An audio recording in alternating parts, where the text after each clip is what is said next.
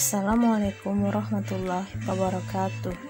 Perkenalkan, saya Ivana Safarensia, NIM 1914040042 dari Tadris Matematika B. Tujuan membuat video ini untuk memenuhi ujian tengah semester evaluasi pembelajaran matematika yang diampu oleh Ibu Nita Putri Utami. Pada soal pertama, jelaskan perbedaan antara pengukuran, penilaian, dan evaluasi beserta contoh.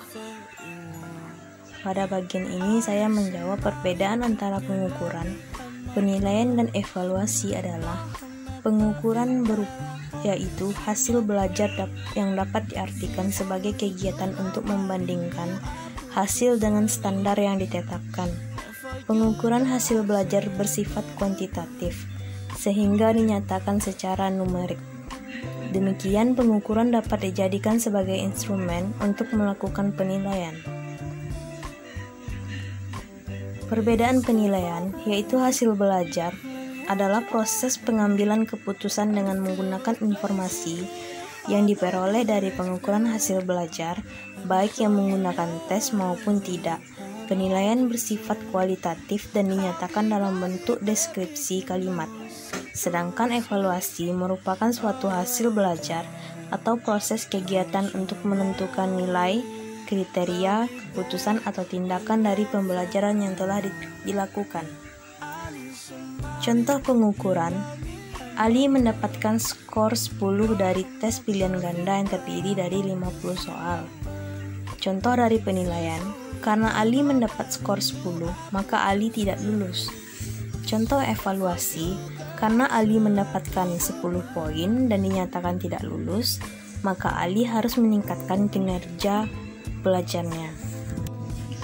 Pada soal kedua, jelaskan beda penilaian ranah kognitif, penilaian ranah afektif, penilaian ranah psikomotor beserta contoh.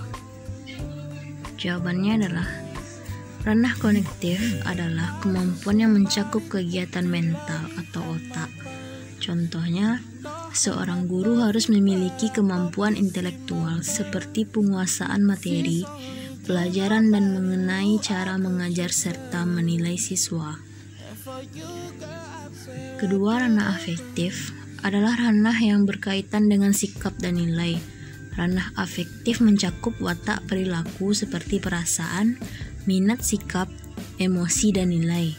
Contohnya, anak harus belajar menghargai kejujuran, meningkatkan moral, adil, serta yakin bahwa negara yang demokratis memberi kebebasan yang bertanggung jawab secara maksimal.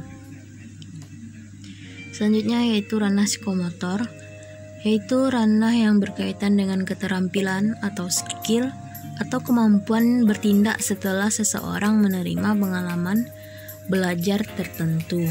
Contohnya, seseorang harus menerima pengalaman belajar di mana ranah ini berhubungan dengan fisik berupa lari, melompat, melukis, dan menari. Selanjutnya, jelaskan beda rubrik analitik dan rubrik holistik. Perbedaannya adalah rubrik analitik merupakan konstruksi yang terdiri dari kriteria yang dibagi ke dalam berbagai tingkat kinerja.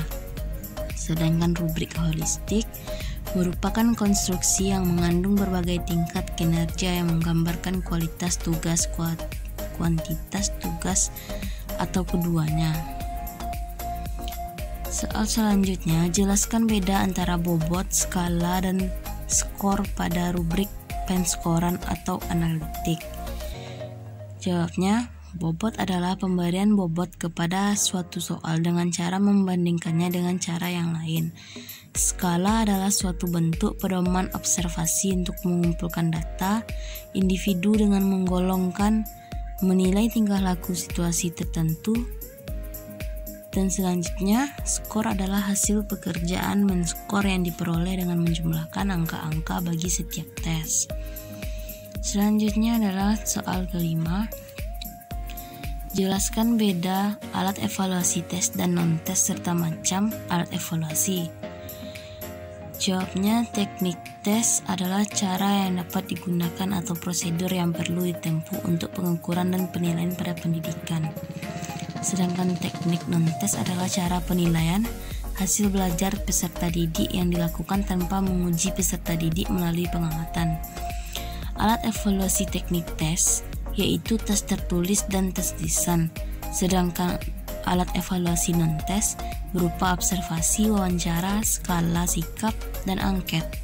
Selanjutnya adalah jelaskan apa ciri tes yang baik. Menurut Suharatimi Adikunto 97 halaman 51 sampai 61 menyebutkan bahwa suatu tes dikatakan sebagai alat pengukur yang baik harus memiliki validitas, reliabilitas, objektivitas, praktikabilitas, dan ekonomis. Pengertian validitas apabila tes itu dapat mengukur apa yang hendak diukur. Sedangkan ciri reliabilitas dapat dipercaya. Lalu objektivitas tidak mengandung unsur pribadi. Ciri praktikabilitas yaitu bersifat praktis. Sedangkan ciri ekonomis tidak membutuhkan biaya atau ongkos yang mahal, serta tenaga yang banyak dan waktu yang lama. Soal selanjutnya yaitu soal terakhir. Jelaskan apa yang dimaksud dengan kemampuan tingkat rendah dan tingkat tinggi. Lalu tingkat rendah terdiri dari apa saja dan tingkat tinggi terdiri dari apa saja beserta indikator. Yang pertama yaitu kemampuan tingkat rendah atau LOTS. Ada 3 kemampuan, yaitu yang pertama kemampuan pemahaman konsep, yaitu suatu gagasan fakta yang dipahami. Kedua, komunikasi, yaitu menyatakan dan menafsirkan gagasan. Yang ketiga, penalaran matematis dan membutuhkan alur yang saling terkait. Selanjutnya yaitu kemampuan tingkat tinggi atau HOTS. Pada pengertian HOTS ini, pendidikan yang didasarkan pada taksonomi atau Bloom. Kemampuan matematis HOTS berupa kemampuan pemecahan masalah, yaitu menggunakan langkah tertentu, yaitu berpikir kritis, model berpikir yang terampil. Selanjutnya berpikir kreatif atau berpikir yang berwawasan baru, dan literasi atau proses membaca, memahami, menulis, berbicara, dan lain-lain. Sekian dari saya, lebih kurang mohon maaf. Wassalamualaikum warahmatullahi wabarakatuh.